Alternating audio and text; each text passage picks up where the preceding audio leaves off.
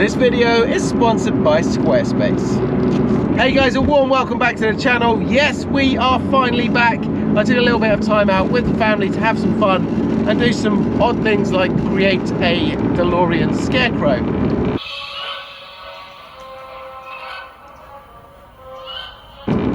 Anyway, that's by the by.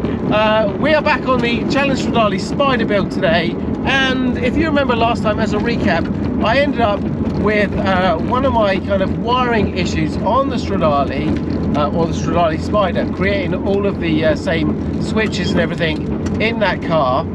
We needed to use this. This is the CD, the official CD from Ferrari with all the wiring documents, but it needs to be run on a really old PC like a XP machine. Anyway, many of you reached out to me very kindly. One chap, John, turned up with a PC with a monitor to get this thing running. All seemed good, or so I thought. Here's what happened. It all started out so promising. XP loaded up, bringing back some nostalgia or nightmares. The Ferrari software then started to fire up and install on the PC. And then, well, basically after that, it all went downhill. I started to get error after error, USB dongle drivers, more errors, and then finally a ray of hope. The Ferrari software actually fired up, only to shoot me down once again when it tried to hook up to the internet and actually talk to Ferrari. And then basically after hours of trying various things, troubleshooting it, I eventually had to throw in the towel. However, the exercise was not a complete disaster. John, who had loaned me the XP machine, also works for Cambridge Wine and kindly popped in a lovely bottle of red wine, which made me feel a little better and gave me time to think up a plan B. Tackling some of the jobs on this Ferrari build can be near on impossible, so it's lucky I enjoy a good challenge. See what I did there? However, if you need a website, today's video sponsor Squarespace makes that job nice and simple. With more and more people like me giving up their 9-to-5 corporate jobs to pursue something they actually enjoy, have a passion for, and that fulfills them, Squarespace is the ideal solution. So from websites to marketing to social media tools through to analytics, Squarespace is the all-in-one place to build your business. So if you need a website for anything from vlogging to an online store, Squarespace has you covered. There's hundreds of templates to use to make everything really simple and quick. So if, like me, you want to make a change and do something you really enjoy with your life, then head on over to Squarespace, set up your website, and if you click on my link in the description below the video, then you're going to save 10% off your first purchase of a website or a domain. Now before we move on, I've got to show you this, guys. We've just had the interior back from the trimmers and what a fantastic job they've done.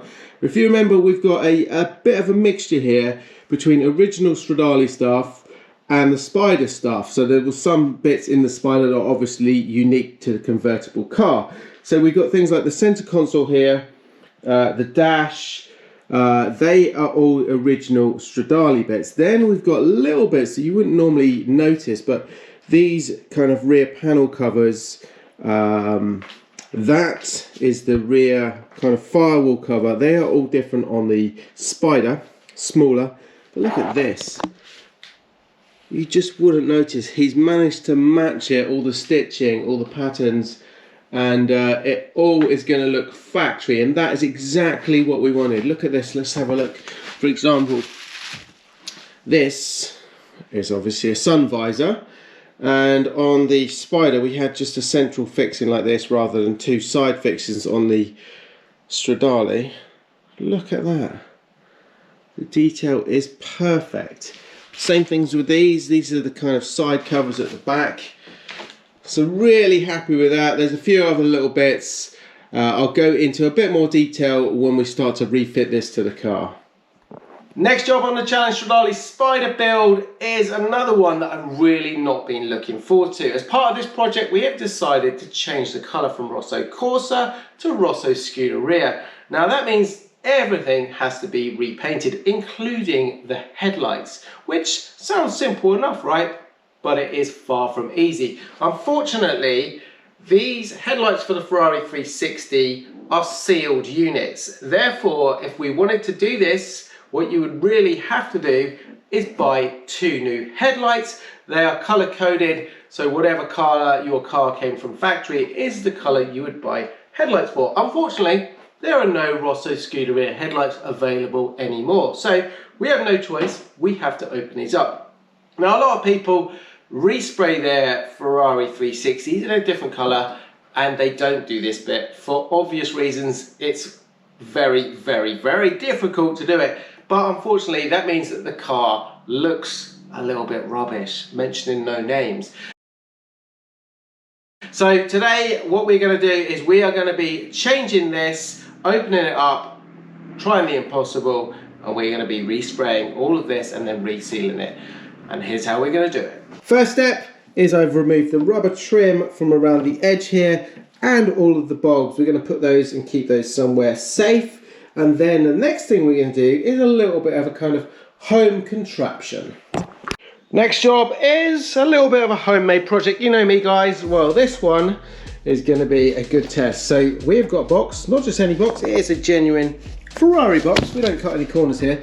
Inside I've placed my headlight. I've got this little kind of breaker here, this barrier. And then on the outside we've got my heat gun, and we've got a little hole down here. I've made that kind of central on the box. Got a kind of medium heat, and we're going to leave this for about 20 minutes, and I'll just periodically check it inside. But the idea here is to just soften all of the glue that bonds this lens to the body. So let's do it. I'll come back in about 20 minutes.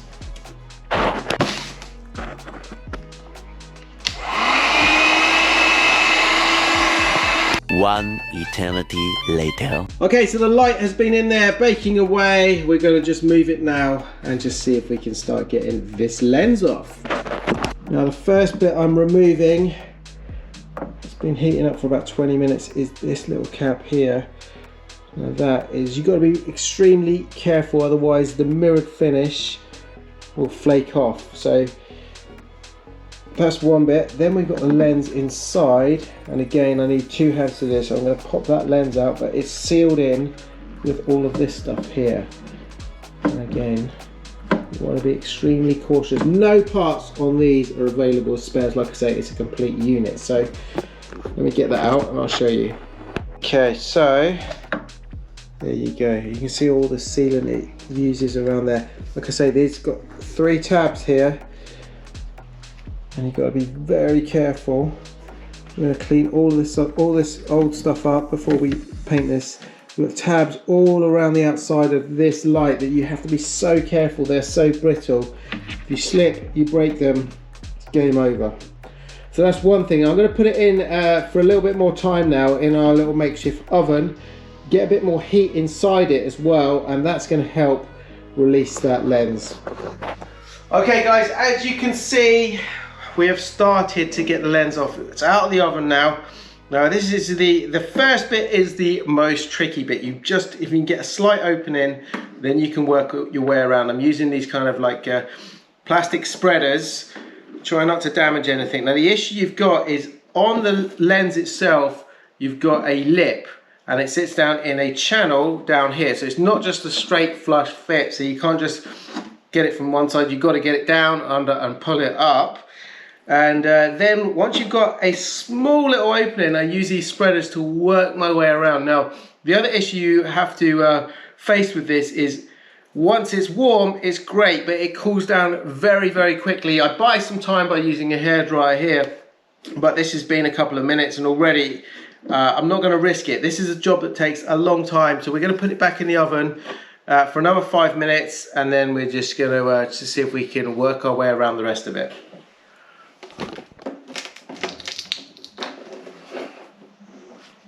Slowly, slowly.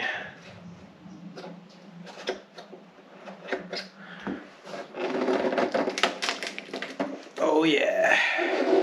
It's really tight there. Okay. Last little bit.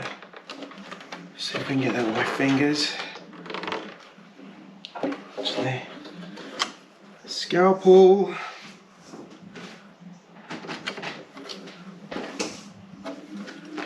Try and cut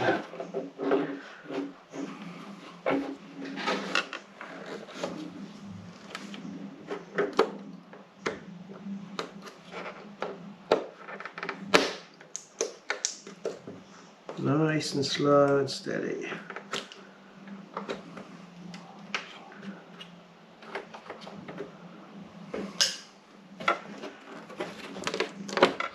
And voila! That is one perfect lens.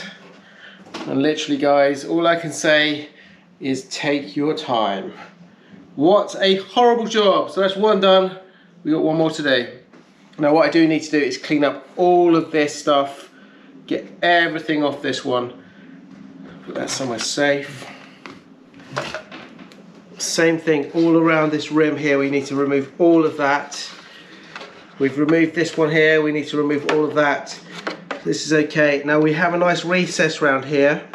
Now either we can try and do the same thing with all of this here, but we run the risk with all of the mirror work of damaging that. So I can simply tape this up, no problem. Same with that one there, and we're going to get a perfect job when we spray it. Back onto our software dilemma, and plan B was to phone a friend. My friend of choice, Trev, happens to be a bigger Ferrari nerd than me. Luckily for me, his speciality model happens to be the Ferrari 360. A few minutes later and Trev had the software working and we were back in business. And this is it, guys. This is the one I need. This is the one that's given me a load of trouble. So basically we need the wiring for two switches. So I've got a start button and I've also got the door lock button for the center console. Now all the switches on the Stradale, the 5 switches on the console, are exactly the same. They all look like this. They've got 4 pins and they've got kind of a little lockout tab here.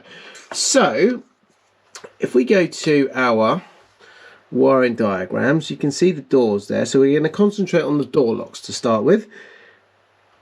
We're going to go back to the switch, which is in the center console, which I know is this wiring diagram here. So if we look at all our list down here, door lock unlock button is 03349, which is this one here. So if I click on the button, this is brilliant. Watch this. So we got a blue highlighted switch here. If I click on the switch, it says up here, door lock unlock button.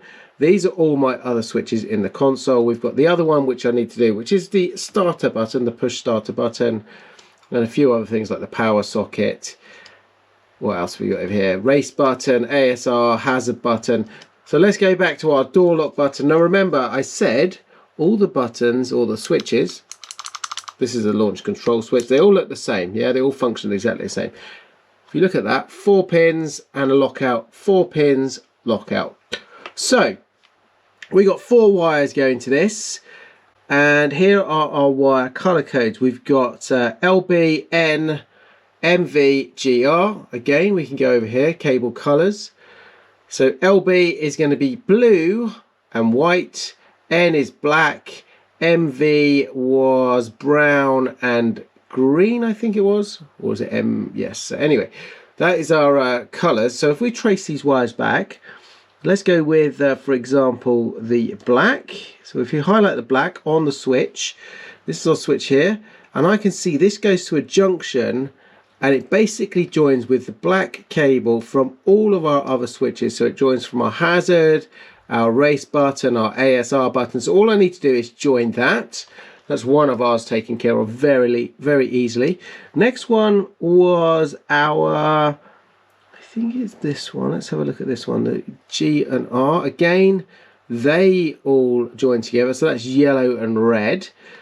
So again, nice and easy. All can join under that center console. Then we've got 2 more here. So we've got a, let's have a look at our white and blue. So that comes from our switch. And then it goes to this connector here. This connector, if I click on here, tells me exactly where it is. It's the back of our console. Now remember, this is the Challenge Stradale, and we are trying to make this marry up and work in the Spider. So this is all completely different. So if we go back to our diagram here, what I need to do is trace this connector all the way back. So we look at where that is connected to. That comes from here, and we are looking at our LB. So if I highlight LB, again through to here, this one is at the front of the tunnel, we go from here and look at where that connects to. LB is this one, highlight it again, and it goes all the way through to another junction where it connects with 3 other wires. If I highlight that, LB, which is the white and blue, connects to LN, LN, LN, so that is white and black.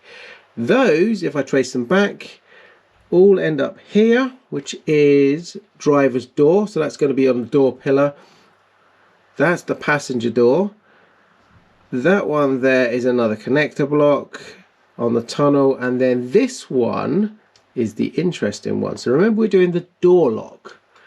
This one is our power window ECU, and this is what threw me out. I thought naturally that my door lock switch would go to these door locks or these joins on the door lock. They don't. It actually goes really mainly into the power ECU, power window ECU, and then it comes back out. So that's one of our connectors. Same thing with the other one. We're going to go and connect those up now, and hopefully we're going to get these door locks and the start switch fixed finally once and for all. So we're over at our Spider. It's a little bit noisy here today, guys, so apologise. Hopefully you can hear me.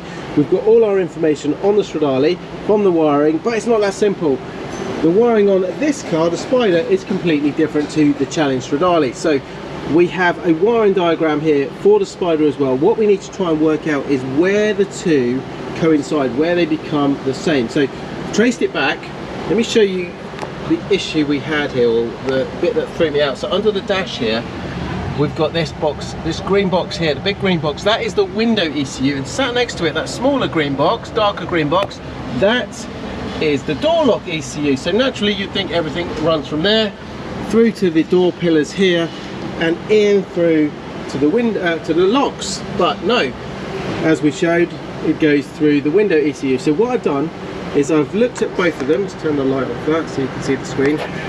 Made my notes, and at a certain point down here, the wiring at the front of the tunnel runs to pin number 14 on the window ECU, which is the same between the Stradale over there and the Spider here. So we are going to use my little tester. We're going to verify that the wire is exactly the same. It runs from here to here, and then that's where we're going to work some magic.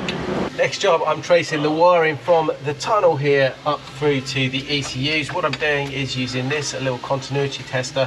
Just to give you a demo.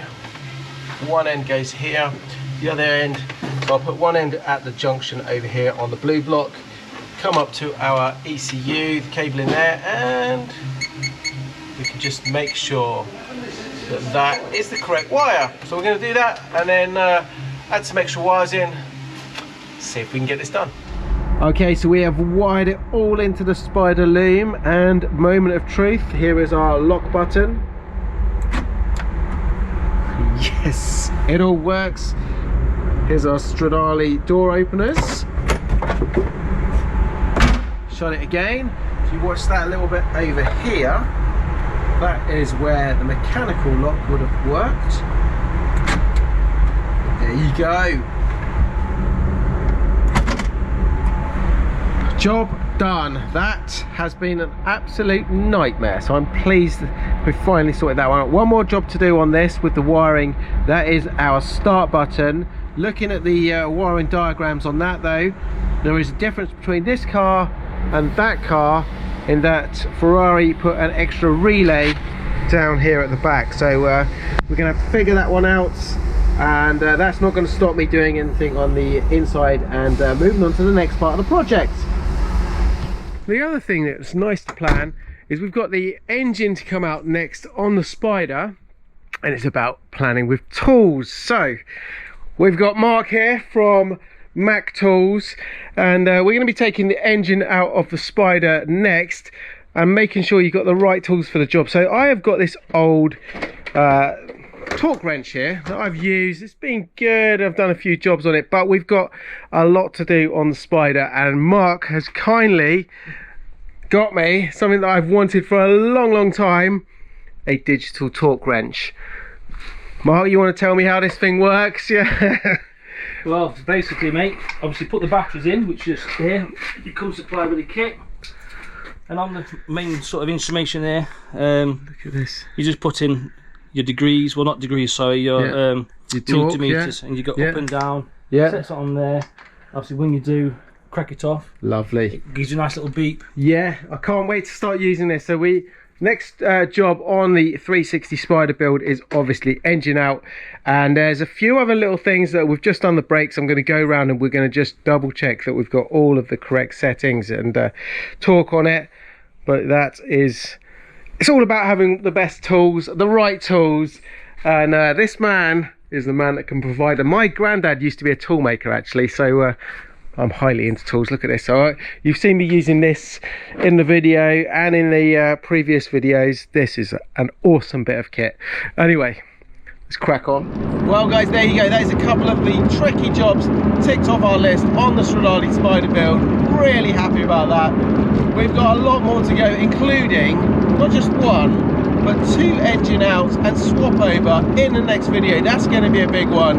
Hope you enjoyed it, guys. If you did, check out what I get up to on a daily basis over on my Instagram. And don't forget, if you, like me, want to have a change of life, just do something you enjoy, check out my video sponsor, Squarespace. Till the next one, guys, stay safe. Ciao for now.